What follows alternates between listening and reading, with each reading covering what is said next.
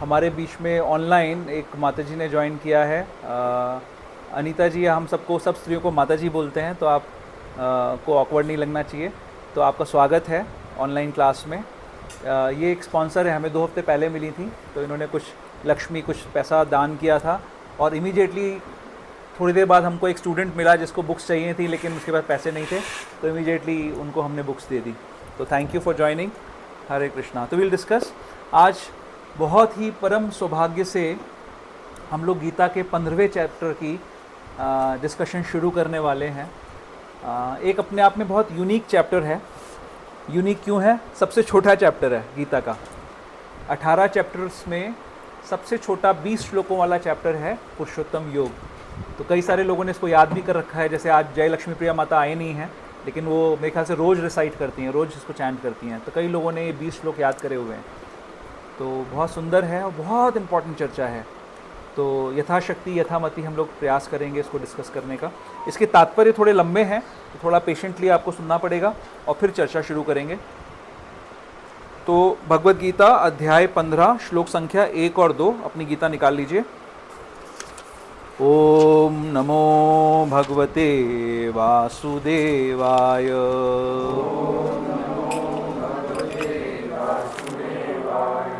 ओम नमो भगवते वासुदेवाय।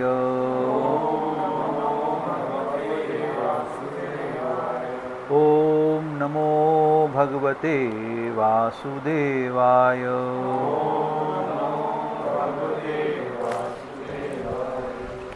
तो सबसे पहले मैं इसका शब्दार्थ पढ़ूंगा, आप मेरे पीछे दोहरा सकते हैं। श्री भगवान उवाच। भगवान ने कहा, ऊर्ध्व मूलम, ऊपर की ओर जड़ें, अधः, नीचे की ओर, शाखम, शाखाएं, अश्वत्थम, अश्वत्थ वृक्ष को, प्राहुः, कहा गया है, अव्ययम, शाश्वत, छंदांसी, वैदिक स्तोत्र, यस्य, जिसके, पर्णानि, पत्ते, यह, जो कोई, तम, उसको, वेद, जानता है, सह, वह, वेदवित्, वेदों का ज्ञाता। श्री भगवान उवाच। ऊर्ध्वमूलम् अधः शाखम्, अश्वत्थं प्राहुरव्ययम्, छन्दांसि यस्य पर्णानि, यस्तं वेद स वेदवेत्। अनुवाद एवं तात्पर्य श्रील प्रभुपाद के द्वारा। श्रील प्रभुपाद की जय। भगवान ने कहा जाता है कि एक शाश्वत अश्वत्थ वृक्ष है, जिसकी जड़ें तो ऊपर की ओर हैं और शाखाएं नीचे की ओर, और तथा पत्तियां वैदिक स्तोत्र हैं। जो इस वृक्ष को जानता है वह वेदों का ज्ञाता है। तात्पर्य: भक्ति योग की महत्ता की विवेचना के बाद यह पूछा जा सकता है, वेदों का क्या प्रयोजन है। इस अध्याय में बताया गया है कि वैदिक अध्ययन का प्रयोजन कृष्ण को समझना है। अतएव जो कृष्ण भावना भावित हैं, जो भक्ति में रत हैं, वह वेदों को पहले से जानता है। इस भौतिक जगत के बंधन की तुलना अश्वत्थ के वृक्ष से की गई है। जो व्यक्ति सकाम कर्मों में लगा है, उसके लिए इस वृक्ष का कोई अंत नहीं है। वह एक शाखा से दूसरी में और दूसरी से तीसरी में घूमता रहता है। इस जगत रूपी वृक्ष का कोई अंत नहीं है, और जो इस वृक्ष से आसक्त है, उसकी मुक्ति की कोई संभावना नहीं है। वैदिक स्तोत्र जो आत्मोन्नति के लिए हैं, वे ही इस वृक्ष के पत्ते हैं। इस वृक्ष की जड़ें ऊपर की ओर बढ़ती हैं, क्योंकि वे इस ब्रह्मांड के सर्वोच्च लोक से प्रारंभ होती हैं, जहाँ पर ब्रह्मा स्थित हैं। यदि कोई इस मोह रूपी अविनाशी वृक्ष को समझ लेता है, तो वह इससे बाहर निकल सकता है। बाहर निकलने की इस विधि को जानना आवश्यक है। पिछले अध्यायों में बताया जा चुका है कि भव बंधन से निकलने की कई विधियां हैं। हम 13वें अध्याय तक यह देख चुके हैं कि भगवत भक्ति ही सर्वोत्कृष्ट विधि है। भक्ति का मूल सिद्धांत है भौतिक कार्यों से विरक्ति तथा भगवान की दिव्य सेवा में अनुरक्ति। इस अध्याय के प्रारंभ में संसार से आसक्ति तोड़ने की विधि का वर्णन हुआ है। इस संसार की जड़ें ऊपर को बढ़ती हैं। इसका अर्थ है कि ब्रह्मांड के सर्वोच्च लोक से पूर्ण भौतिक पदार्थ से यह प्रक्रिया शुरू होती है। वहीं से सारे ब्रह्मांड का विस्तार होता है, जिसमें अनेक लोक उसकी शाखाओं के रूप में होते हैं। इसके फल जीवों के कर्मों के फल के अर्थात धर्म, अर्थ, काम तथा मोक्ष के द्योतक हैं। यद्यपि इस संसार में ऐसे वृक्ष का जिसकी शाखाएं नीचे की ओर हों तथा जड़ ऊपर की ओर हो कोई अनुभव नहीं है, किंतु बात कुछ ऐसी ही है। ऐसा वृक्ष जलाशय के निकट पाया जा सकता है। हम देख सकते हैं जलाशय के तट पर उगे वृक्ष का प्रतिबिंब जल में पड़ता है तो उसकी जड़ें ऊपर तथा शाखाएं नीचे की ओर दिखती हैं। दूसरे शब्दों में यह जगत रूपी वृक्ष आध्यात्मिक जगत रूपी वास्तविक वृक्ष का प्रतिबिंब मात्र है। इस आध्यात्मिक जगत का प्रतिबिंब हमारी इच्छाओं में स्थित है। जिस प्रकार वृक्ष का प्रतिबिंब जल में रहता है, इच्छा ही इस प्रतिबिंबित भौतिक प्रकाश में वस्तुओं के स्थित होने का कारण है। जो व्यक्ति इस भौतिक जगत से बाहर निकलना चाहता है, उसे वैश्लेषिक अध्ययन के माध्यम से इस वृक्ष को भलीभांति जान लेना चाहिए। फिर वह इस वृक्ष से अपना संबंध विच्छेद कर सकता है। यह वृक्ष वास्तविक वृक्ष का प्रतिबिंब होने के कारण वास्तविक प्रतिरूप है। आध्यात्मिक जगत में सब कुछ है। ब्रह्म को निर्विशेषवादी इस भौतिक वृक्ष का मूल मानते हैं और सांख्य दर्शन के अनुसार इसी मूल से पहले प्रकृति, पुरुष और तब 3 गुण निकलते हैं और फिर 5 स्थूल तत्व, 5 महाभूत, फिर 10 इंद्रियां, दशेंद्रियां, मन आदि। इस प्रकार वे सारे संसार को 24 तत्वों में विभाजित करते हैं। यदि ब्रह्म समस्त अभिव्यक्तियों का केंद्र है तो एक प्रकार से यह भौतिक जगत 180 अंश गोलार्ध में है और दूसरे 180 अंश गोलार्ध में आध्यात्मिक जगत है। चूँकि यह भौतिक जगत उल्टा प्रतिबिंब है, अतः आध्यात्मिक जगत में भी इसी प्रकार की विविधता होनी चाहिए। प्रकृति परमेश्वर की बहिरंगा शक्ति है और पुरुष साक्षात परमेश्वर है। इसकी व्याख्या भगवद गीता में हो चुकी है। चूँकि यह अभिव्यक्ति भौतिक है, अतः क्षणिक है। प्रतिबिंब भी क्षणिक होता है, क्योंकि कभी वह दिखता है और कभी नहीं दिखता।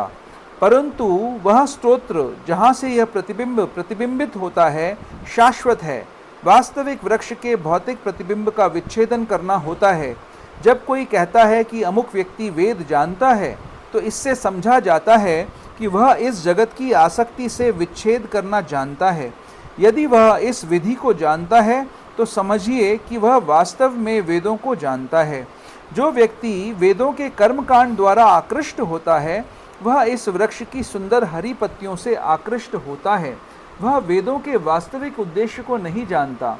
वेदों का उद्देश्य भगवान ने स्वयं प्रकट किया है और वह है इस प्रतिबिंबित वृक्ष को काटकर आध्यात्मिक जगत के वास्तविक वृक्ष को प्राप्त करना। श्लोक संख्या 2। अधश्चोर्ध्वं प्रसृतास्तस्य शाखा गुण प्रवृद्धा विषयः प्रवालः अधश्च मूलान्यनुसंततानि कर्मानुबंधिनी मनुष्य लोके। इस वृक्ष की शाखाएं ऊपर तथा नीचे फैली हुई हैं और प्रकृति के 3 गुणों द्वारा पोषित हैं। इसकी टहनियाँ इंद्रिय विषय हैं। इस वृक्ष की जड़ें नीचे की ओर भी जाती हैं, जो मानव समाज के सकाम कर्मों से बंधी हुई है। तात्पर्य: अश्वत्थ वृक्ष की यहाँ और भी व्याख्या की गई है। इसकी शाखाएं चतुर्दिक फैली हुई हैं। निचले भाग में जीवों की विभिन्न योनियां हैं, यथा मनुष्य, पशु, घोड़े, गाय, कुत्ते, बिल्लियां आदि। ये सभी वृक्ष की शाखाओं के निचले भाग में स्थित हैं। लेकिन ऊपरी भाग में जीवों की उच्च योनियां हैं, यथा देव, गंधर्व तथा अन्य बहुत सी उच्चतर योनियां। जिस प्रकार सामान्य वृक्ष का पोषण जल से होता है, उसी प्रकार यह वृक्ष प्रकृति के 3 गुणों द्वारा पोषित है।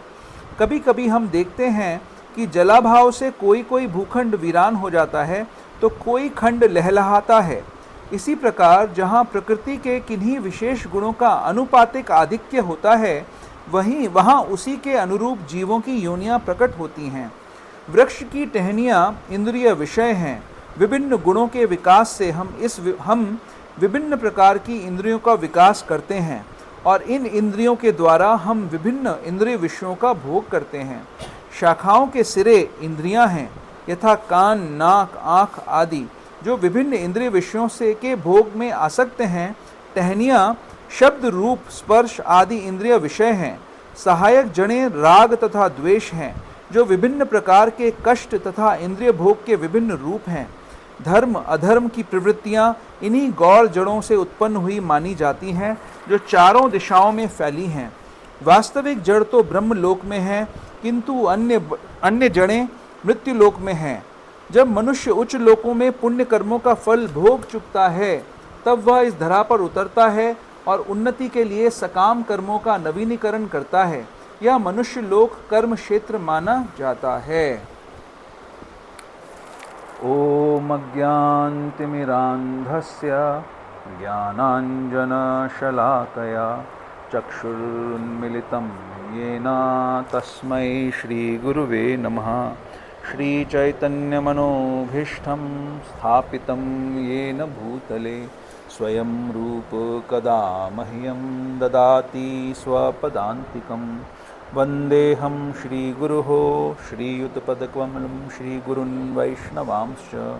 श्रीरूपं साग्रजातं सहगण रघुनाथान्वितं तं सजीवं साद्वैतं सावधूतं परिजनसहितं कृष्णचैतन्यदेवं श्रीराधाकृष्णपादान् सहगण ललिता श्रीविशाखान्वितांश्च। हे कृष्णकरुणा सिन्धु दीनबन्धु जगत्पते गोपेश गोपिका कान्त राधाकान्त नमोस्तुते। तप्त कांचन गौरांगी राधे वृंदावनेश्वरी वृषभानुसुते देवी प्रणमामि हरिप्रिये। वाञ्छाकल्पतरुभ्यश्च कृपा सिन्धुभ्य एव च पतितानां पावनेभ्यो वैष्णवेभ्यो नमो नमः। जय श्री कृष्णा चैतन्य प्रभु नित्यानंद श्री अद्वैत गदाधर श्रीवासादि गौर भक्तवृंद।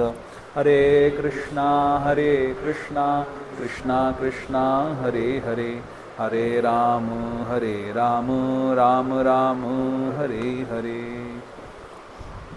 हरे कृष्णा। तो जैसा कि मैं कह रहा था कि परम सौभाग्य से हम लोग 15वां अध्याय शुरू करने जा रहे हैं। लगभग 700 में से 80% श्लोक हम लोग डिस्कस कर चुके हैं। आखिरी के 4 अध्याय गीता के रह गए हैं। हम लोग 7 सालों से डिस्कस कर रहे हैं गीता को, है ना। तो छोटी सी समरी कि क्या कॉन्टेक्स्ट है और ये क्यों श्लोक हमारे लिए इम्पॉर्टेंट हैं और आज के परिप्रेक्ष्य में इनकी क्या रेलेवेंस है, इनको हम कैसे अपने जीवन से जोड़ सकते हैं, जोड़ के देख सकते हैं, ये समझने का प्रयास करेंगे यथाशक्ति यथामति गुरुजनों के आशीर्वाद से। तो कॉन्टेक्स्ट क्या है कि महाभारत की युद्ध भूमि में कौरवों और पांडवों की सेनाएं युद्ध करने के लिए एकत्रित हो चुकी हैं। युद्ध के शंख बज चुके हैं। पांडव लोग बहुत उत्साह से युद्ध करने के लिए आए हैं कि अब हमें मौका मिलेगा कि जो हमारे साथ 13-14 वर्ष जो अत्याचार किया गया उसका हम बदला लेंगे और जिन्होंने हमें प्रताड़ित किया उनको हम दंड देंगे। कौरव लोग भी बहुत उत्साह से आए हैं। वो सोच रहे हैं कि अब हमें मौका मिलेगा इनको मारकर पूरा राज्य हथिया लेने का। और सब लोग अपनी सेनाओं के साथ जमे हुए हैं और अचानक अर्जुन कहते हैं, अर्जुन जो पांडवों के मुख्य नायक हैं, वो भगवान कृष्ण जो उनके सारथी बने हुए हैं अर्जुन के, उनको कहते हैं कि मैं दर्शन करना चाहता हूँ कि युद्ध करने कौन कौन आया है, तो कृपया आप मेरा रथ युद्ध भूमि के मध्य में ले चलिए। और भगवान आदेश का पालन करते हैं, युद्ध भूमि के मध्य में रथ को स्थापित करते हैं और जहाँ पर अर्जुन अपने पितामह का दर्शन करते हैं कि सामने खड़े हैं युद्ध करने के लिए तैयार, गुरु द्रोण खड़े हैं, हाँ, गुरु कृपाचार्य खड़े हैं, बहुत सारे बंधु बांधव खड़े हैं जिनके साथ अर्जुन की अवस्था 100 वर्ष की है, तो 100 वर्ष जिनके साथ बिताए हैं, सुख दुख बांटे हैं, वो सब खड़े हैं सामने युद्ध करने के लिए, कुछ इस ओर और कुछ उस ओर, और सबको मरना है युद्ध में। तो वो अर्जुन जो ये सोच के आए थे कि अब बड़ा सुख का अवसर है, बहुत आनंद होगा, सबको मैं मारूंगा, उनका विचार परिवर्तन हो जाता है। अचानक से उनको लगता है कि नहीं, इससे तो मुझे बहुत गहन दुख की प्राप्ति होगी, सुख नहीं मिलेगा, दुख मिलेगा बहुत भयंकर, इसलिए हे केशव, हे कृष्ण, मैं ये युद्ध नहीं करूँगा, और अपना गांडीव रख देते हैं। अच्छी बात ये होती है, और बहुत सारे लॉजिक भी देते हैं, भगवान को बहुत सारा ज्ञान देते हैं। पहला अध्याय अर्जुन बोलते हैं गीता, और ज्ञान देते हैं भगवान को कि ये युद्ध क्यों नहीं करना चाहिए। बट उसके बावजूद, इतना ज्ञान देने के बाद भी संतुष्ट नहीं होते, तो अच्छा काम ये करते हैं कि भगवान की शरण ले लेते हैं और भगवान को शरणागत होकर कहते हैं कि शिष्यस्ते हम शादिमाम त्वाम प्रपन्नम, मैं आपकी शरण ग्रहण कर रहा हूँ, मेरा मार्गदर्शन करिए, मैं आपका शिष्य हूँ, मुझे बताइए कि मुझे क्या करना चाहिए।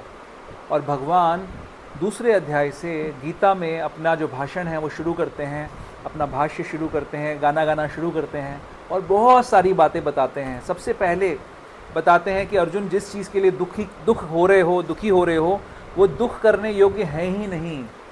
तुम ज्ञानी बन रहे हो, इतनी ज्ञान की बातें कर रहे हो, लेकिन तुमसे बड़ा मूर्ख कोई नहीं है।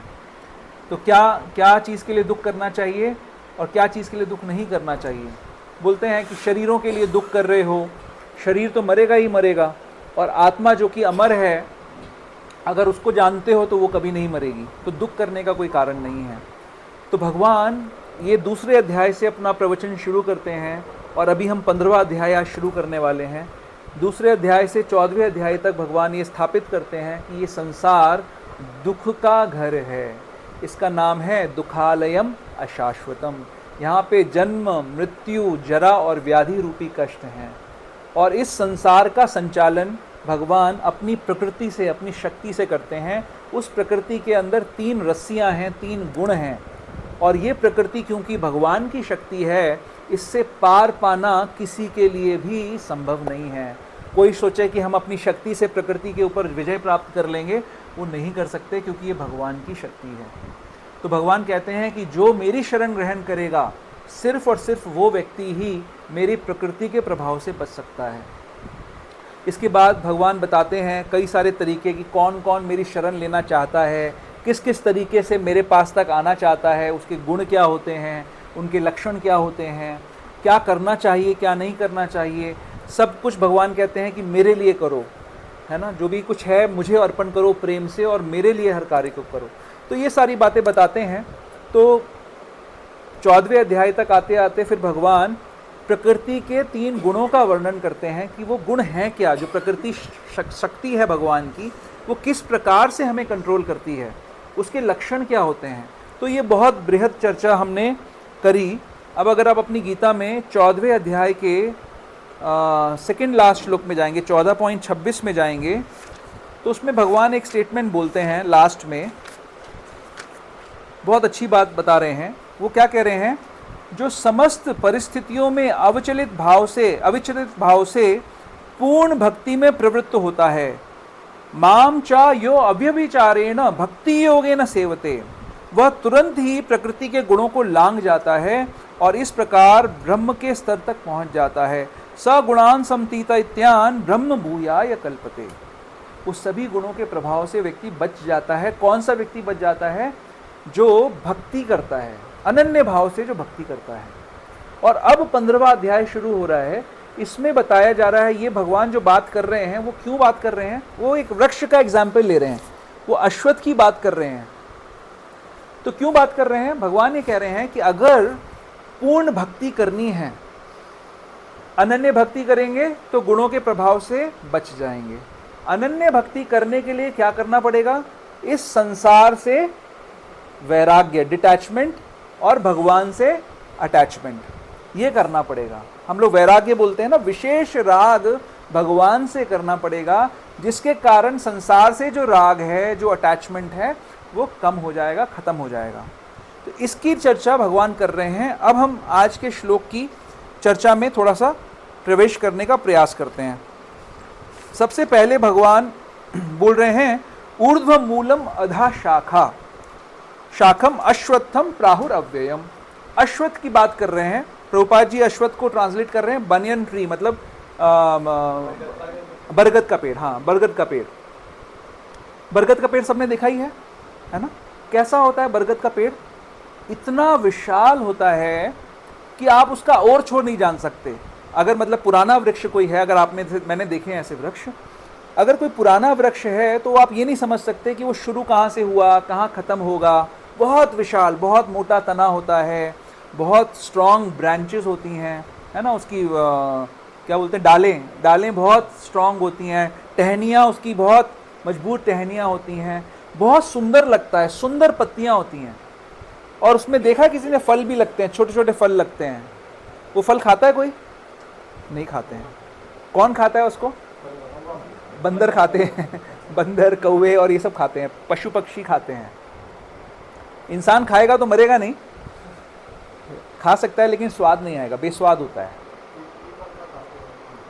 हाँ, इंसान खाते हैं? हाँ नहीं, मैं पीपल की बात नहीं कर रहा हूँ, मैं बरगद की बात कर रहा हूँ। हाँ, वो पिंक कलर के होते हैं ना, बहुत गुच्छे गुच्छे जैसे होते हैं। तो ये बरगद का पेड़ बहुत ऐसा लगता है कि इसका कोई और छोर ही नहीं है। और जो पशु पक्षी बरगद के पेड़ पे रह रहे होते हैं, उनका सारा संसार उस बरगद के पेड़ में ही होता है। वो अपने आप में ही पूरा एक संसार के समान है, शहर के समान है। उनको उसके बाहर का कुछ नहीं पता, उसी के अंदर उनका जीवन कटता रहता है, ऐसा होता है।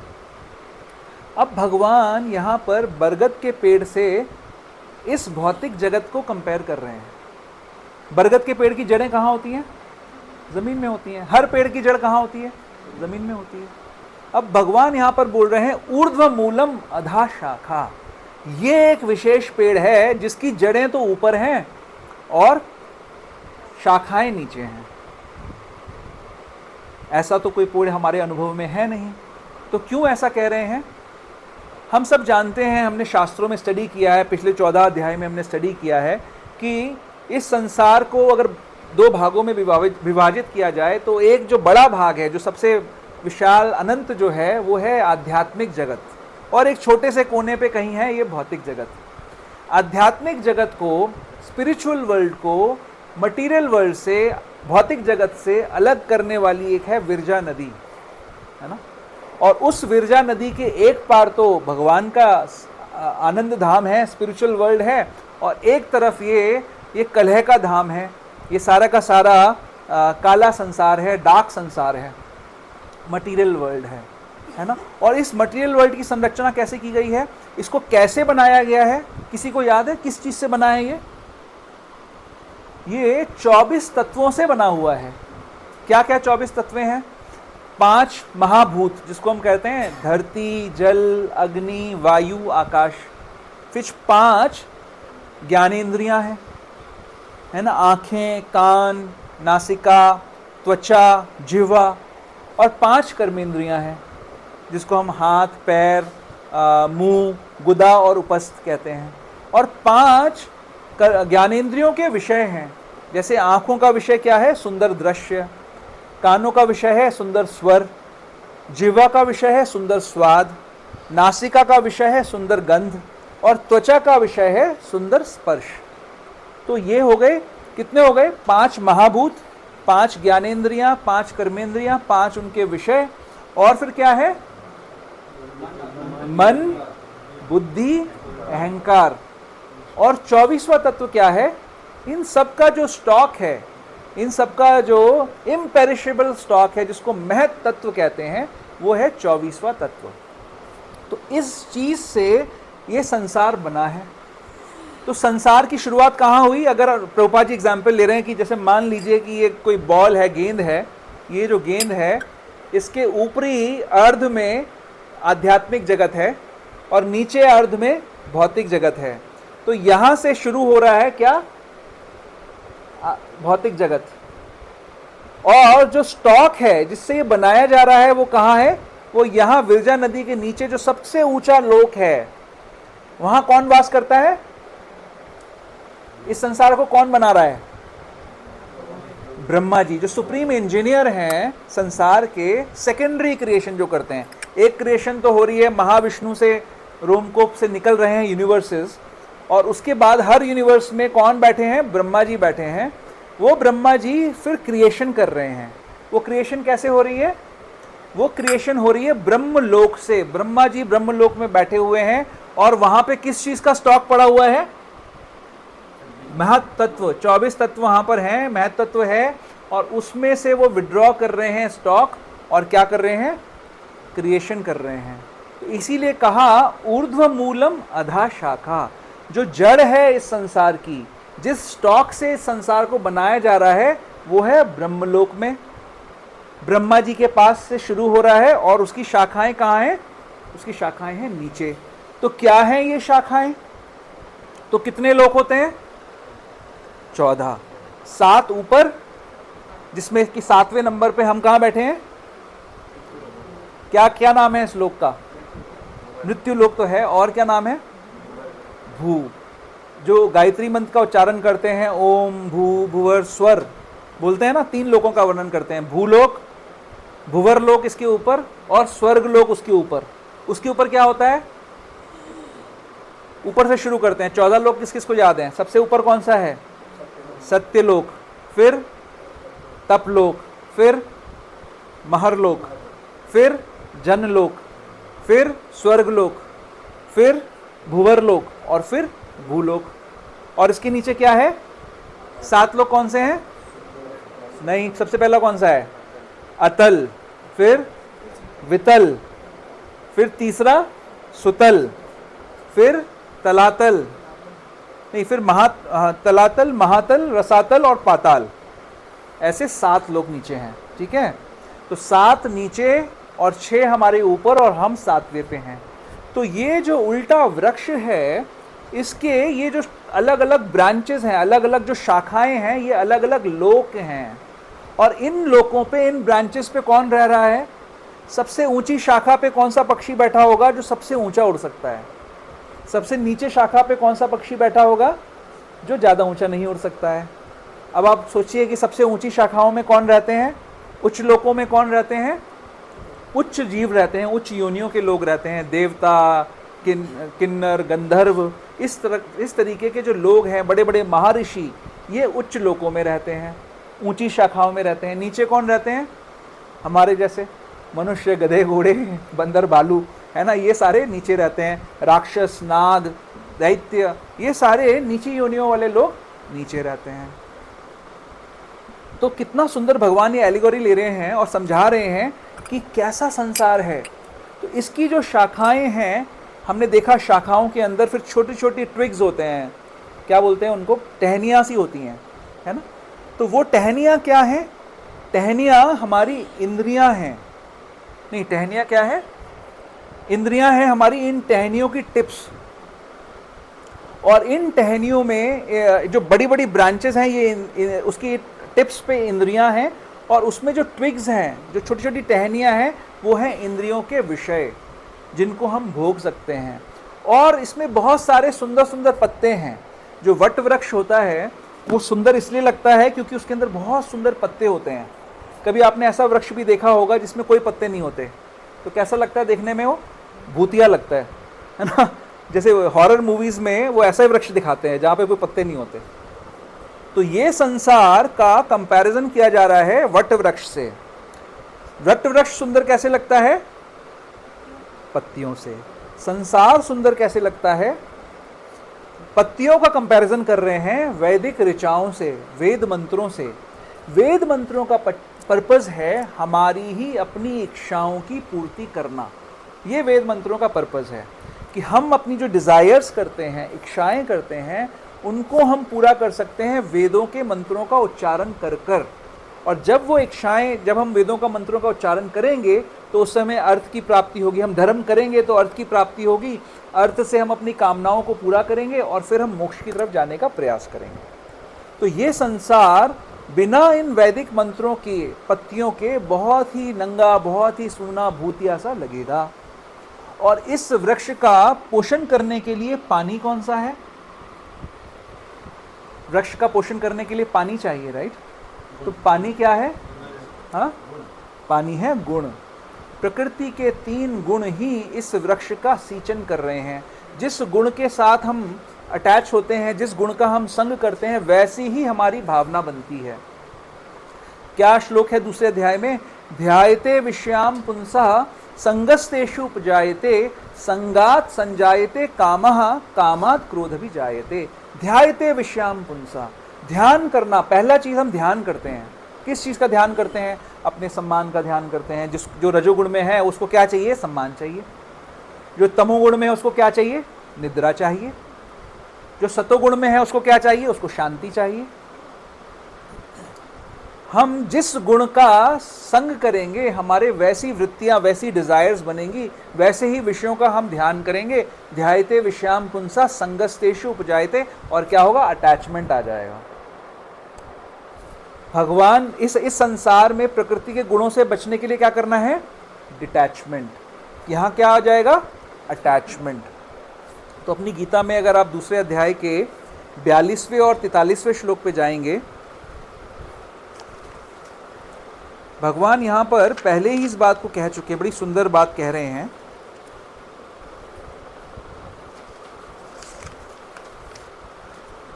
यामिमां पुष्पितां वाचः प्रवदन्त्या विपश्चिताः वेदवाद रताः पार्थ नान्यस्दस्तीति वादिनः कामात्मानं स्वर्गपरा जन्म कर्म फलप्रदां क्रिया विशेष बहुलां भोगैश्वर्य गतिं प्रति। क्या मतलब है? अल्पज्ञानी मनुष्य वेदों के उन अलंकारिक शब्दों के प्रति अत्यधिक आसक्त रहते हैं जो स्वर्ग की प्राप्ति, अच्छे जन्म, शक्ति इत्यादि के लिए विविध सकाम कर्म करने की संस्तुति करते हैं। किसी को अच्छा पति चाहिए तो देवी जी की उपासना करे, किसी को अच्छी हेल्थ चाहिए तो सूर्य की उपासना करे, किसी को राज्य चाहिए तो इंद्र की उपासना करे। ऐसा सब वैदिक शास्त्रों में अलग अलग मंत्रों में बताया गया है। तो यही सारी हमारी इच्छाएं होती हैं। शक्ति चाहिए, पुत्र चाहिए, प्रॉपर्टी चाहिए, राज्य चाहिए, शत्रुओं का विनाश चाहिए, ये सब चाहिए, है ना। उसके लिए वेदों के अंदर ये सब बताया गया है। लेकिन भगवान क्या कह रहे हैं वेदों को कि ये अलंकारिक यामिमाम पुष्पिताम वाचा, ये पुष्पों के समान ये वचन जो है अट्रैक्ट तो करते हैं लेकिन इनका कोई असली में प्रयोजन नहीं है। इसके एक श्लोक बाद क्या कह रहे हैं भगवान? आगे जाइए, 45 नंबर श्लोक में क्या कह रहे हैं? त्रैगुण्य विषया वेदा निस्त्रैगुण्य भवार्जुना निर्द्वंदो नित्य सत्वस्थो निर्योग क्षेम आत्मवान। हे वेदों में मुख्तया प्रकृति के तीनों गुणों का वर्णन हुआ है। हे अर्जुन, इन तीनों गुणों से ऊपर उठो, वेदों को छोड़ो। वेदों में सिर्फ 3 गुणों का वर्णन किया गया है। 3 गुणों से कैसे हमें भोग करना है इसका वर्णन किया गया है। निस्त्रैगुण्य भवार्जुना, इन तीनों गुणों से ऊपर उठने का प्रयास करो। तो इसीलिए भगवान यहाँ पर कह रहे हैं, आखिर जो लाइन इसमें भगवान इस तात्पर्य की कह रहे हैं, इस श्लोक की कह रहे हैं कि यस्तम वेद स वेदवित्, जो इस बात को जानता है, जो इस वृक्ष को जानता है, वो वेदों का ज्ञाता है। ज्ञाता यानी ज्ञान, जानता है। क्या जानता है? हम लोग ज्ञान योग की चर्चा कर रहे हैं ना, कितना इंपॉर्टेंट है ये ज्ञान योग। थोड़ा सा अब हम प्रैक्टिकल आजकल के समाज से कुछ उदाहरण लेके समझने का प्रयास करेंगे। आजकल अभी थोड़े दिन पहले मुझे किसी ने एक मैसेज भेजा जिसमें एक सिया गोयल का जिक्र किया गया था। सिया किसका नाम है? सीता मैया का नाम है। सीता मैया किस बात के लिए फेमस है? सीता मैया पातिव्रत्य के लिए फेमस हैं कि किस प्रकार से सीता मैया अपना जो पूरा जीवन उन्होंने राज्य में बताया। उनके जब पति को 14 वर्ष का वनवास दे दिया गया तो उन्होंने एक क्षण नहीं लगाया और सब कुछ छोड़कर भगवान के साथ वन में वास करने चली गई। और ऐसी पतिव्रता स्त्री जो कि रावण जैसे महान शक्तिशाली पुरुषार्थ वाले व्यक्ति ब्राह्मण के साथ में भी जिसने समझौता नहीं किया, अपनी मृत्यु स्वीकार करने के लिए राजी हो गई, लेकिन उसके सामने शेल्टर नहीं लिया। हम लोग कहानी में सुनते हैं तो हम इस चीज़ की रेलेवेंस को समझते नहीं है। बहुत मुश्किल होता है किसी भी प्रलोभन से बच पाना, लेकिन सीता मैया का उदाहरण है कि उन्होंने ये सब किया। और ये जो लेडी है, मुझे नहीं पता कि ये सत्य घटना है कि गलत घटना है, मैं सिर्फ एक उदाहरण ले रहा हूँ। हो सकता है ये गलत ना हो, बट अभी जो समाज में जो प्रचलन में चल रहा है वो ये कि इस सिया गोयल ने अपने मंगेतर की हत्या कर दी, है ना, जिसके साथ इसका क्या बोलते हैं इंगेजमेंट हुआ, विवाह नहीं हुआ था शायद, अभी होने वाला था, और उसकी हत्या कर दी। एक पहाड़ी से उसको फेंक दिया नीचे। और किसके साथ मिलकर करी? उसका जो बॉयफ्रेंड था उसके साथ मिलकर उसकी हत्या कर दी। और जब इन दोनों को पकड़ा गया तो बॉयफ्रेंड कह रहा है कि इसने मुझे उकसाया था, सिया ने। और सिया कह रही है कि ये जो बॉयफ्रेंड है इसने मुझे उकसाया था मारने के लिए।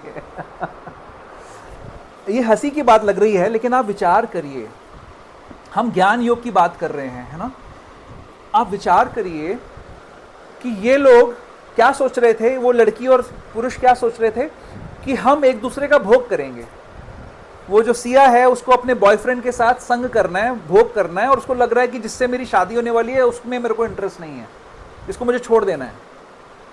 तो मैं क्या करना, वो क्या करना चाहती थी, आनंद करना चाहती थी। और बॉयफ्रेंड क्या करना चाहता था, वो इसको स्त्री का भोग करना चाहता था। उनका पर्पस क्या था पीछे, कि हम सुख चाहते हैं। क्या चाहते हैं, सुख चाहते हैं। अर्जुन युद्ध करने आए थे महाभारत के युद्ध में, क्यों आए थे, हम सुख चाहते हैं। युद्ध करने के लिए मना कर रहे हैं, क्यों मना कर रहे हैं, हम सुख चाहते हैं। एक तो ये सिया गोयल का एग्जाम्पल पढ़ा मैंने, फिर एक और अभी एक न्यूज़ मैंने देखी जिसमें एक आईएएस ऑफिसर, उसका 4 दिन बाद रिटायरमेंट होने वाला, हरियाणा का कोई आईएएस ऑफिसर है जो कि पॉल्यूशन कंट्रोल बोर्ड में आईएएस था, और वो 4 दिन बाद उसका रिटायरमेंट होना था और वो अपने घर से भाग गया। क्यों भाग गया, क्योंकि उसने 164 करोड़ रुपए का गबन कर दिया। कितने रुपए का, 164 करोड़ रुपए का। क्या किया उसने, आईएएस बना। आईएएस क्या ऐसे बन सकते हैं हम आसानी से? आईएएस कंसीडर किया जाता है टॉप मोस्ट एजुकेशन, है ना। एजुकेशन मतलब ज्ञान, नॉलेज। किसी माता पिता ने अपनी बेटी का नाम रखा सिया, तो सिया को जानता होगा ना, थोड़ा बहुत तो जानता होगा कि सीता मैया का नाम रख रहा हूं तो सीता मैया कितनी महान किरदार है, तभी तो अपने बच्चे का नाम रखता है। किसी ने अपने बच्चे का नाम रावण रखा है क्या कभी? नहीं रखा, क्योंकि रावण से हम अटैच नहीं हो रहे हैं। हम राम रखते हैं नाम, कृष्ण रखते हैं, सिया रखते हैं, सीता रखते हैं। क्यों? क्योंकि हम सीता मैया के किरदार को समझना चाहते हैं, बताना चाहते हैं। लेकिन आजकल क्या हो रहा है कि हम नाम तो सिया रख देते हैं, लेकिन हम बताते नहीं कि सिया कौन है, सिया का चरित्र क्या है। हम अपने बच्चों को ये सिखाते नहीं हैं, हम ज्ञान नहीं देते। ज्ञान का पर्पस क्या है? ज्ञान योग कर रहे हैं ना हम डिस्कशन। अभी ज्ञान योग के 2 चैप्टर हम पढ़ चुके हैं, 13वां 14वां हम पढ़ चुके हैं, 15वां पढ़ना शुरू कर दिया हमने। क्या पर्पस है ज्ञान का? हितोपदेश में कहा गया है, विद्या ददाति विनयम। विद्या से विनय आता है, और विनय से क्या आता है? विनय से पात्रता आती है। किस चीज की पात्रता आती है? पात्रता आती है धर्म को करने की, और धर्म से अर्थ, अर्थ से काम, काम से मोक्ष। तो ये विद्या का पर्पस है। विद्या अगर हमें विनय नहीं, विनय का क्या मतलब होता है? विनय का मतलब समझते हैं आप लोग? क्या मतलब है विनय? ह्यूमिलिटी। ह्यूमिलिटी क्या होती है? क्या होती है ह्यूमिलिटी? जिसने भक्ति सिद्धांत पढ़ी है, सरदार सरस्वती वाली बुक पढ़ी है, वो बता सकता है। किसी को याद है भक्ति सिद्धांत सरस्वती ठाकुर किस चीज को ह्यूमिलिटी कहते हैं? जैसे भक्तों के समाज में ह्यूमिलिटी चलती है, प्रभु जी आएंगे, इनको मैं दंडवत प्रणाम करूंगा लेट के, जैसे ही जाएंगे पीछे से गाली दूंगा, ये तो ऐसे हैं, ये वैसे हैं, और झुका रहेगा आदमी एकदम। ये इसको भी ह्यूमिलिटी बोलते हैं लोग। भक्ति सिद्धांत सरस्वती ठाकुर किस चीज को ह्यूमिलिटी कहते हैं? पता है किसी को?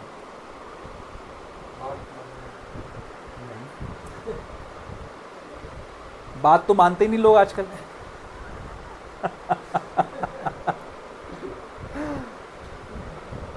आप हम्बल हो तो ये बात आप पे फिट नहीं होगी।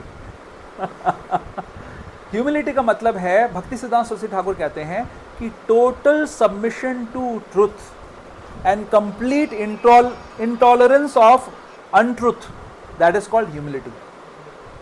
Total submission to truth and complete intolerance to untruth is humility. Truth क्या है? सत्य क्या है? बात हो रही है टोटल सबमिशन टू ट्रुथ, पूर्ण समर्पण सत्य को, और पूरी तरीके से असत्य का क्या बोलेंगे, इंटॉलरेंस को क्या बोलेंगे? हाँ, पूरी तरीके से उसको स्वीकार ना करना, अस्वीकार करना अनट्रुथ को, असत्य को। सत्य क्या है? क्या है सत्य? सत्य की क्या परिभाषा है?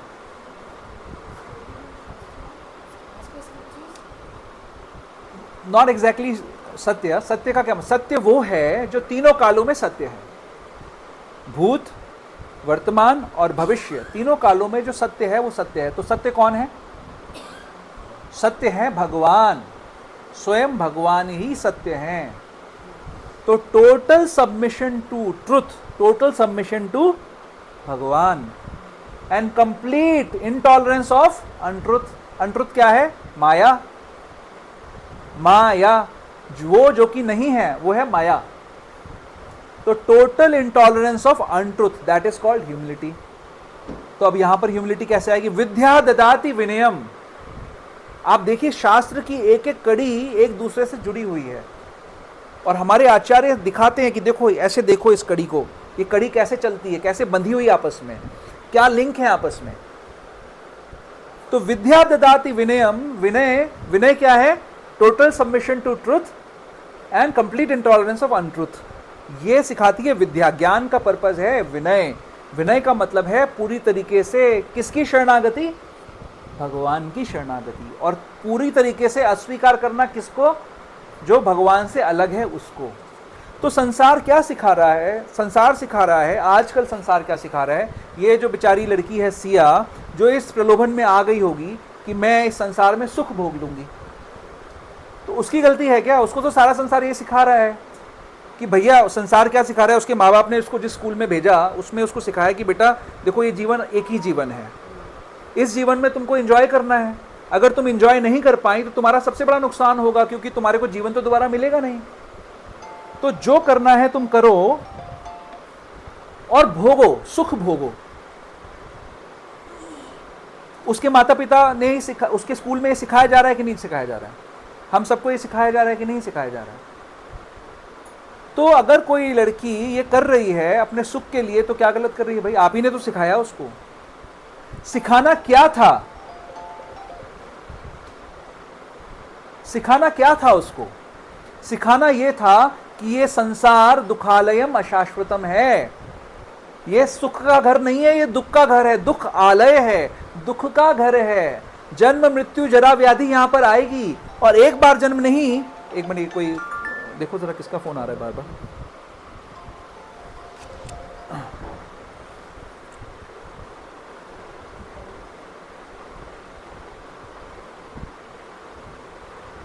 तो ये दुख का घर है, सिखाना ये था। और क्या भगवान ऐसा व्यक्ति है जो हमारा शोषण करता है? नहीं, हम भगवान के अंश हैं। भगवान हमारे आनंद के लिए ही हमारी रचना कर रहा है। हमारा आनंद कैसे? उनके आनंद में सहयोग करके हमें आनंद मिलेगा, ये सिखाना था। और क्या सिखाना था? ये श्लोक बहुत सुंदर है, हमारे गुरु महाराज इसको रेगुलरली कोट करते हैं। भगवान ने चाहा तो कभी मैं याद भी कर लूंगा, लेकिन अभी मैं आपको ऐसे पढ़ के सुनाता हूं।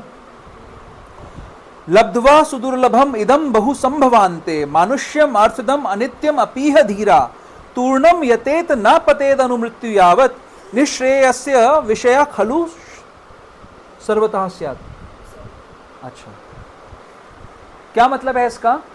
कि लब्ध्वा सुदुर्लभम इदम बहु संभवान्ते, हमने बहुत सारे जन्म ले लिए हैं, बहुत जन्मों के बाद लब्ध्वा मिल गया, सुदुर्लभम जो बहुत मुश्किल से मिलता है, मनुष्यम ये मनुष्य देह मिल गया, अर्थदम जो कि क्या दे सकता है, अनित्यम अपि वो अनित्य तो है लेकिन क्या दे सकता है, ऐसा अर्थदम ऐसा महान चीज दे सकता है।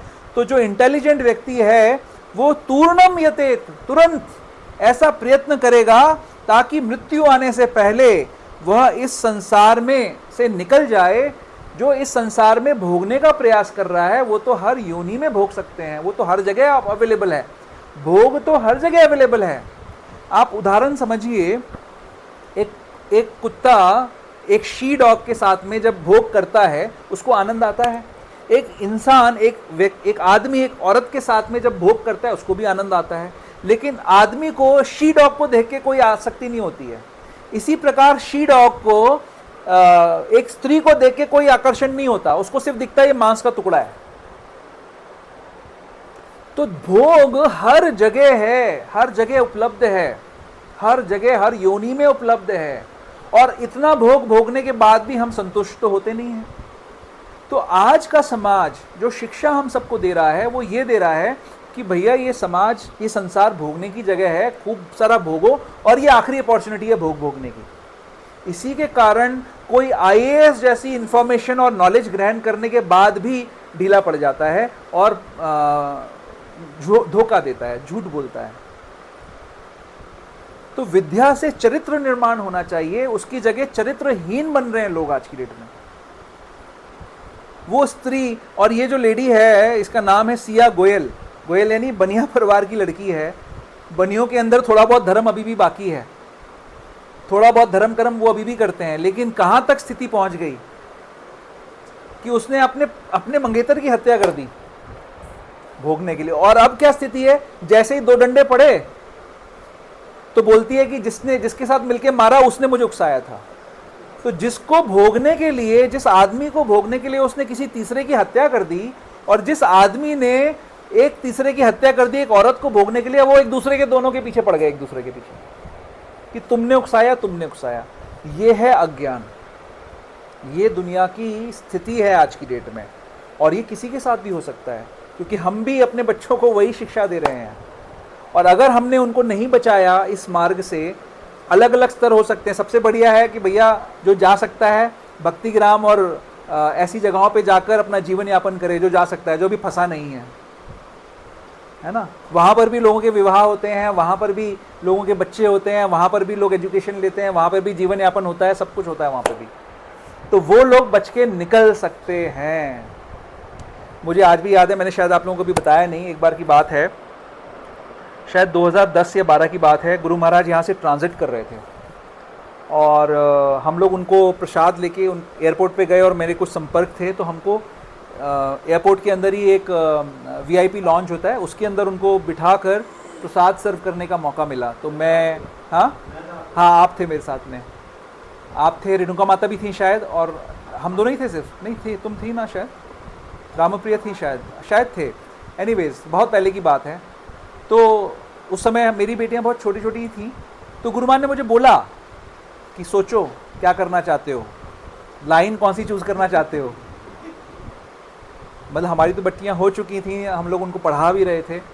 तो मुझे उन्होंने बोला, और बहुत सारी बातें बोली, मैं आपको सब तो बता नहीं सकता अभी, लेकिन कुछ कुछ जो आपको इशारे में बता रहा हूँ सावधान करने के लिए। तो उन्होंने हमको बोला कि सोचो तुम क्या बनाना चाहते हो अपनी बच्चियों को।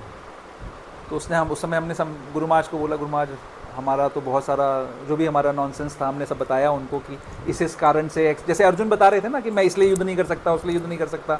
ज्ञानी बन गए थे भगवान के साथ, हम भी ज्ञानी बन गए, हमने भी ज्ञान दिया बहुत सारा गुरु महाराज को। तो ठीक है, देखेंगे 20 साल बाद देखेंगे। तो आज कौन से साल हो गया, अभी 2026 हो गया, तो 16 साल निकल चुके हैं, मैं देख रहा हूँ सब चीज़ें जो हो रही हैं। तो अब सोचता हूँ पीछे जाकर कि अगर उस समय मैंने दृढ़ निश्चय लेकर कूद गया होता तो बच गया होता, कुछ अलग होता, लेकिन नहीं कर पाया। तो गुरु की बात नहीं मानी, तो डंडे पड़ेंगे, तो डंडे पड़ रहे हैं अब हमको। तो आप नहीं कर पाए तो हम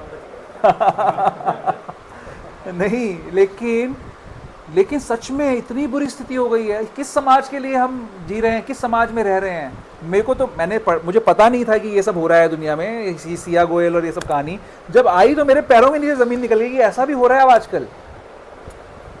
कितनी बुरी स्थिति है। मैंने कहा सही समय पे आई, लेक्चर में बताऊंगा लोगों को।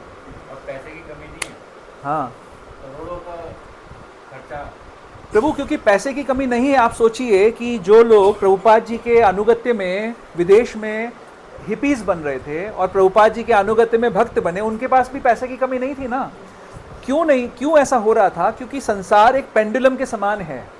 हम सभी लोग, कभी तो हम भोग वाले पेंडुलम में चले जाते हैं तो हमें बहुत सारा भोग चाहिए, और कभी हम त्याग वाले पेंडुलम में चले जाते हैं, हमें बहुत सारा त्याग चाहिए। तो भोग करते करते थकते हैं तो त्याग करने लग जाते हैं। जब 1 साल बाद निर्जल एकादशी आती है तो सब बोलते हैं अब हम करेंगे निर्जल एकादशी, रोते पीटते कर लेते हैं। फिर जब एकादशी खत्म होने वाली लगता है अब ज्यादा हो गया त्याग, अब अपच हो रही है, अब त्याग कम करना है ना, अब भोग करेंगे।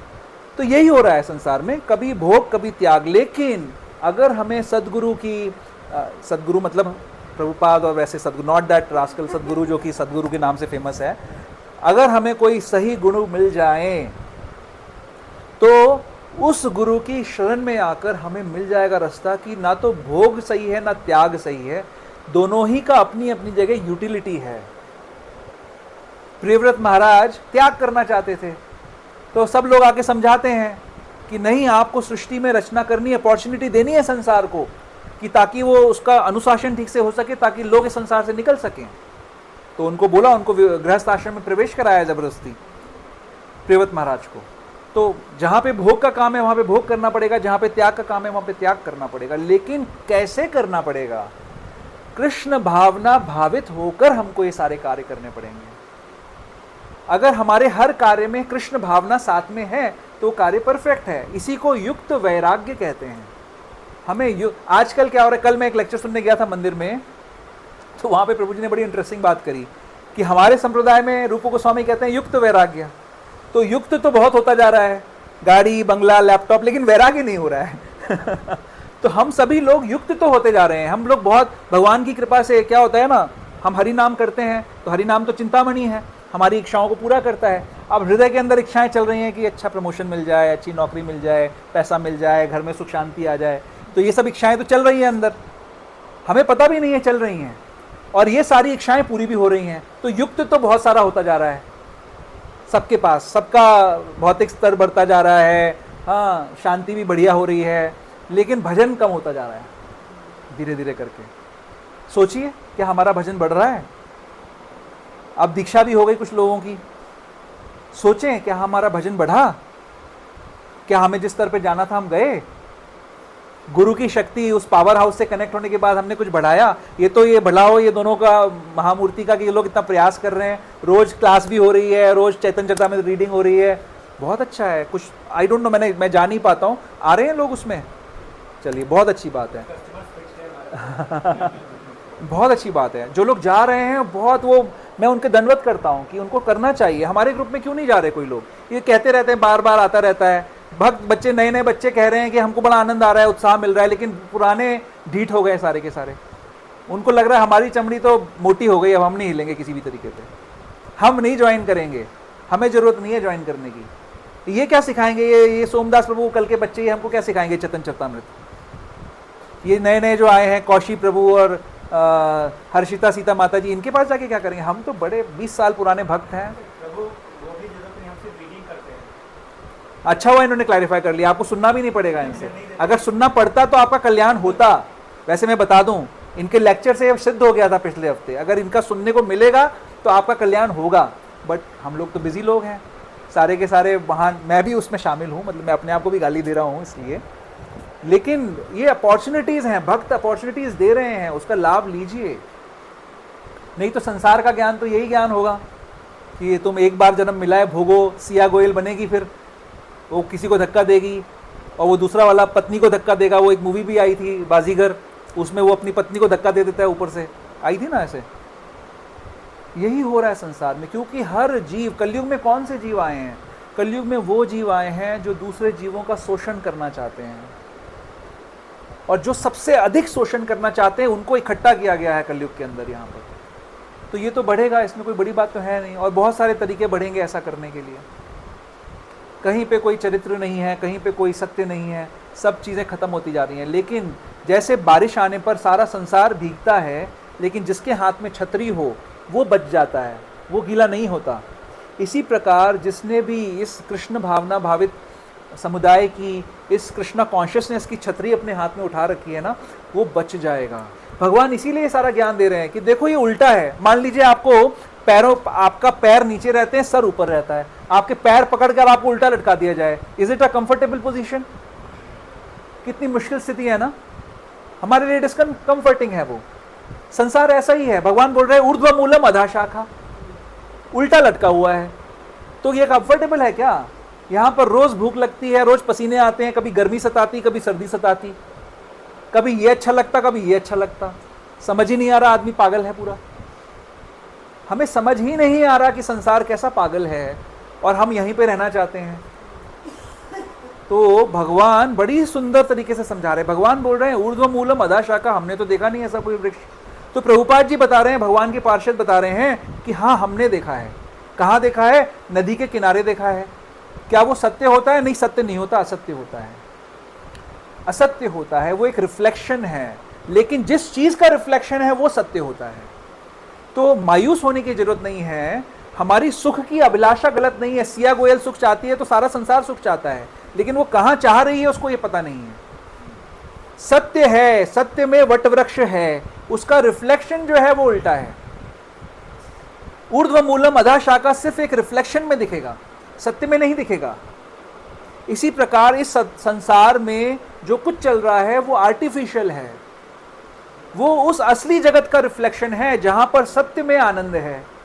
वहां पर जाने के लिए इस संसार की व्यवस्था करी। भगवान को बोला हमने कि हम आपकी सेवा नहीं करना चाहते, अब बहुत सुन लिया आपकी, अब हमको आपका नहीं करना है, अब हम अपने हिसाब से चलेंगे। ठीक है भाई, अपने बच्चे को तो कोई अकेले भेजेगा नहीं। भगवान ने बोला हम संसार बना देते हैं आपके लिए, हमने संसार बना दिया आपके लिए, अब रहो वहां पर, वहां डंडे भी पड़ेंगे चार।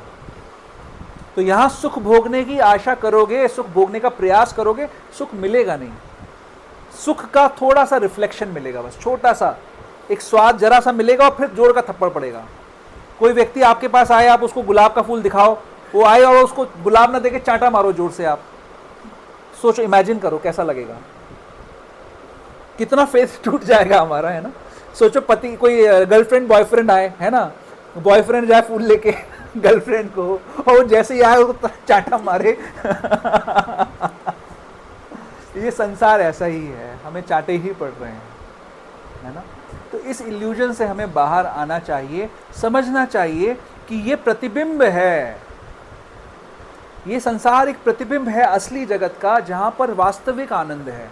वहां पर हमको वास्तविक आनंद मिलेगा, अगर हम वहां जा पाए तो मिलेगा। कैसे जाएंगे?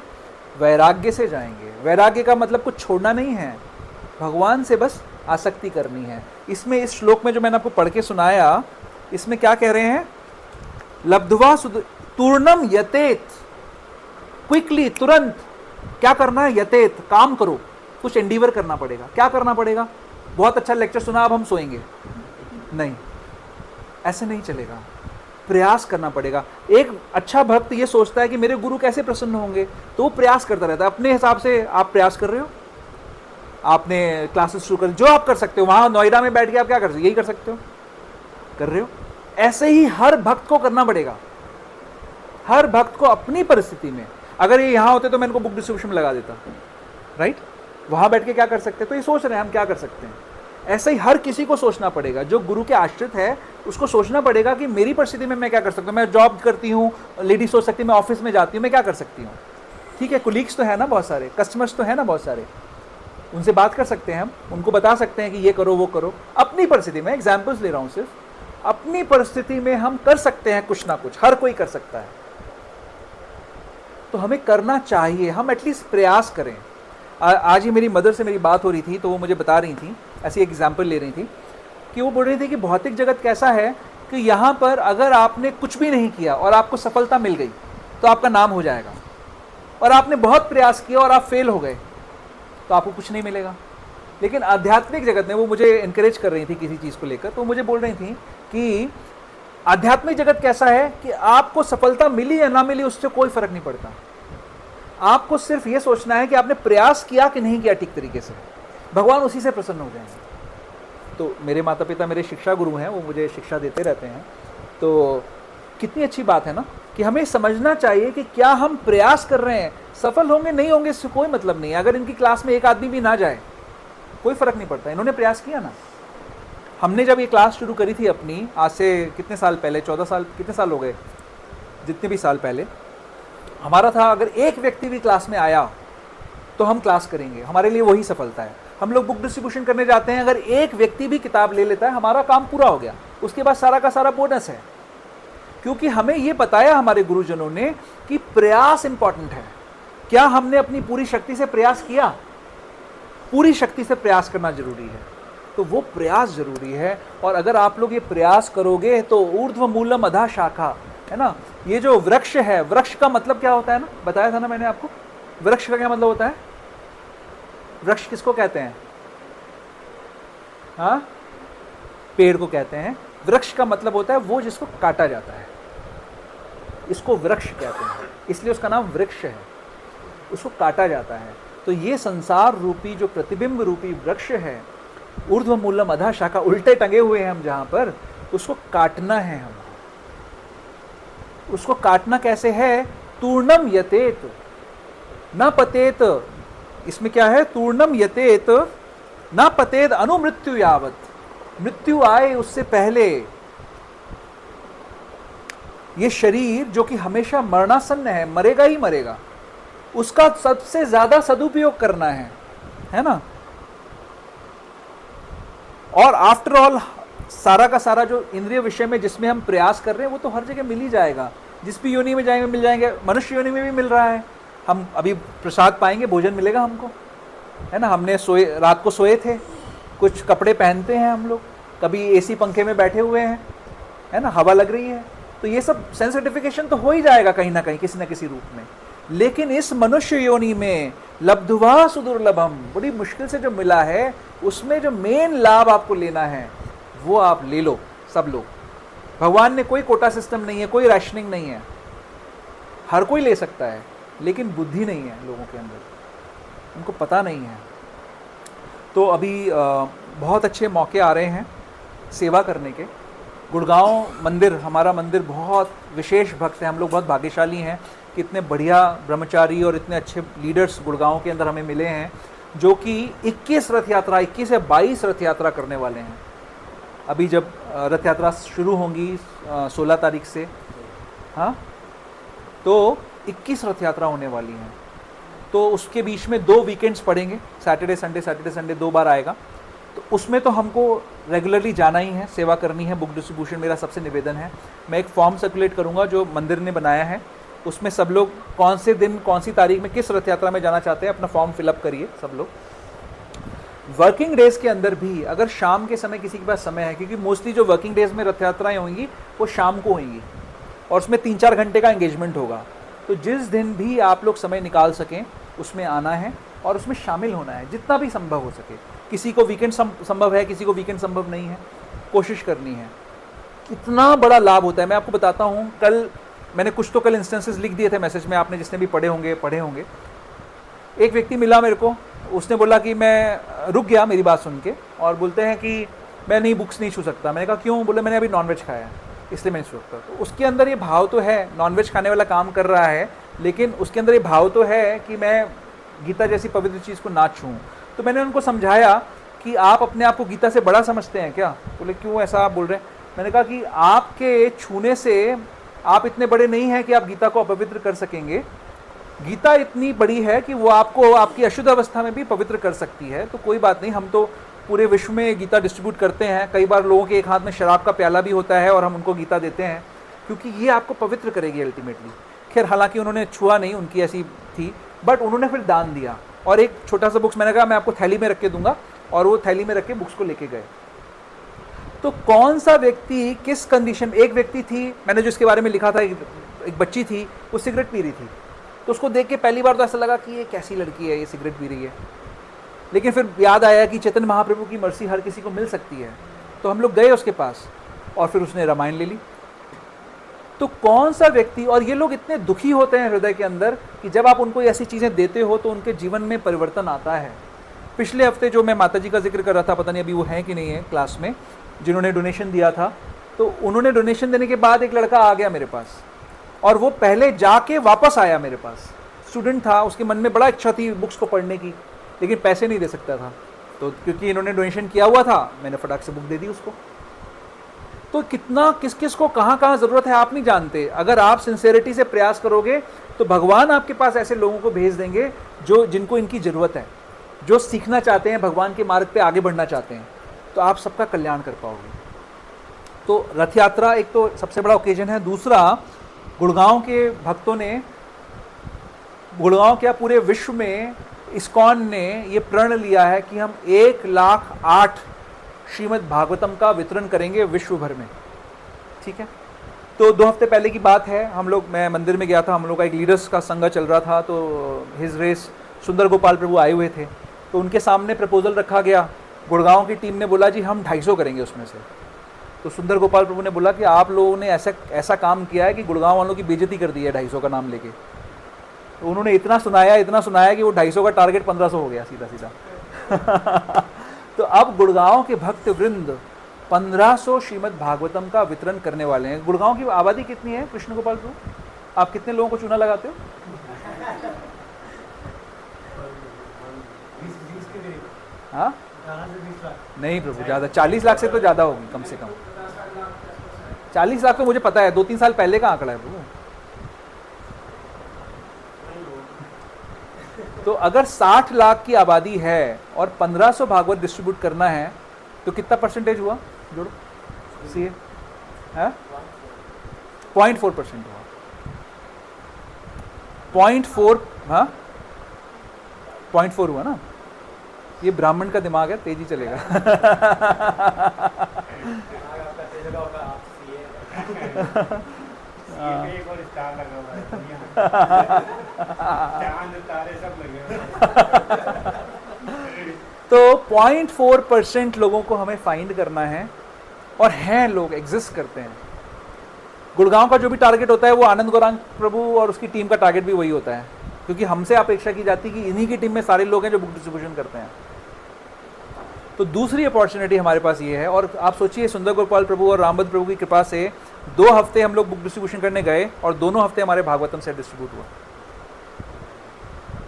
और हमने क्योंकि जो मैसेज देख रहा था उस दिन सुंदर गोपाल प्रभु की प्रेजेंस में जो डिस्ट्रीब्यूशन हुई है उस दिन पूरे दिन हाँ 10-12 सेट उस दिन डिस्ट्रीब्यूट हुए थे।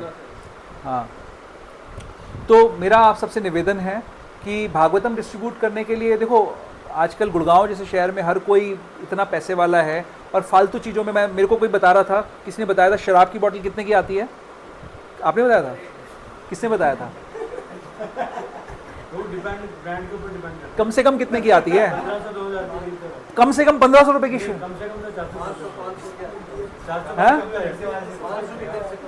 500 रुपए की आती है। गुड़गांव के स्टैंडर्ड में जो है 1500 से 2000 से कम वाली। हाँ, तो अगर हाँ मेरे को वहाँ पे किसने बताया था, वो जो जहाँ पे हम जाते हैं, क्लब है ना ऊपर, उसमें तो उसमें मेरे को याद नहीं आ रहा किसने बताया था कि हर व्यक्ति जो ऊपर जा रहा है वो 10,000 रुपये खर्चा कर रहा है कम से कम, क्योंकि वहाँ पे शराब और ये सब चीज़ों में 10,000 रुपये खर्चा होता है। एक ग्रुप जो जाता है वो 10,000 रुपये खर्च करता है। तो अगर सच में ये बात सच है, अगर 10,000 रुपये लोग हर हफ्ते खर्च कर रहे हैं, तो भागवतम तो मतलब एक बार जीवन में लेने वाली चीज़ है, जो कि 7,000 रुपये की सेट आता है। और उनके आगे के पैसे बच जाएंगे। नहीं, सच में Bhagavatam is not different from Krishna. We should all try and distribute it. जिसके घर पे भी जा रही है वहाँ पे कृष्ण पहुँच रहे हैं, और उस जहाँ पे पहुँचेगी उसका जीवन डेफिनेटली इम्प्रूव हो जाएगा, डेफिनेटली उनके जीवन से सारे दुख खत्म हो जाएंगे। तो प्लीज़ हमारा काम सिर्फ इतना है, प्रयास, हम प्रयास करें, जो भी मिले हम उनको निवेदन करें, प्रयास करें और डिस्ट्रीब्यूट करने का प्रयास करें। बाकी जो हरी इच्छा। तो मेरा आप सबसे निवेदन है, पर्सनली मेरे को 40 सेट में डिस्ट्रीब्यूट करूँगा, हम इस ग्रुप में करेंगे, ऐसा हमने बनाया है। लेकिन वो मैं 40 की फिगर को दिमाग में नहीं रखा हुआ हूँ, मैं 1500 को दिमाग में रखा हुआ हूँ कि हमें 1500 सेट डिस्ट्रीब्यूट करने हैं, क्योंकि हम लोग लीड कर रहे हैं इस सेवा में, हमारा ग्रुप लीड करता है बुक डिस्ट्रीब्यूशन में। तो मेरा आप सबसे निवेदन है कि प्लीज़ प्रयास करिए, अपने नाते रिश्तेदारों में, अपने अड़ोसी पड़ोसी में, अपने मिलने वालों में, कुलीग्स में, ऑफिसेज़ में, जिससे मिले उनको रिक्वेस्ट करिए कि प्लीज़ इस कृपा को स्वीकार करिए। तो गुरु महाराज कौन सा श्लोक बोलते हैं जो कि हे महान बुद्धिमान व्यक्ति अपनी वो क्या श्लोक है? हाँ, हे साधव वाला, दंते निधाय तृणक, हाँ मुझे भी याद नहीं है, वो ही आप बोल सकते हो, सबको याद करके भेज देना ढूंढ के। तो प्लीज़ सब लोग इस पर प्रयास करिए। काफ़ी समय हो गया, 1:30 बज गया है, तो मैं वाणी को विराम देता हूँ। किसी के कोई प्रश्न हैं, कोई डाउट्स हैं तो main again just to summarise, जो आज हमने श्लोक डिस्कस किया वो इस संसार रूपी इल्यूजरी वृक्ष का विवरण भगवान दे रहे हैं। अगले श्लोकों में कृष्णाविलिंग हम जब डिस्कस करेंगे तो उसमें बताया कि कैसे काटना है इस वृक्ष को। तो आज हमने चर्चा करी कि वृक्ष क्या है, इसको कैसे समझना है और हमारा कर्तव्य क्या है, हमें क्या करना है। ठीक है, तो अगर बचाना चाहते हो, अपने घरों में सिया गोयल नहीं चाहते हो और सीता मैया चाहते हो, अपने घर में वैसे IAS ऑफिसर्स नहीं चाहते हो जो दुनिया का हार्ड एंड मनी लूट कर भाग जा रहे हैं। 164 करोड़ का कोई क्या करेगा? कितना पैसा चाहिए हमको जीवन यापन? राम मंदिर वाला जो केस हाँ, राम मंदिर वाला केस हुआ, क्या करोगे? फार्म हाउस ही लेना पड़ता है।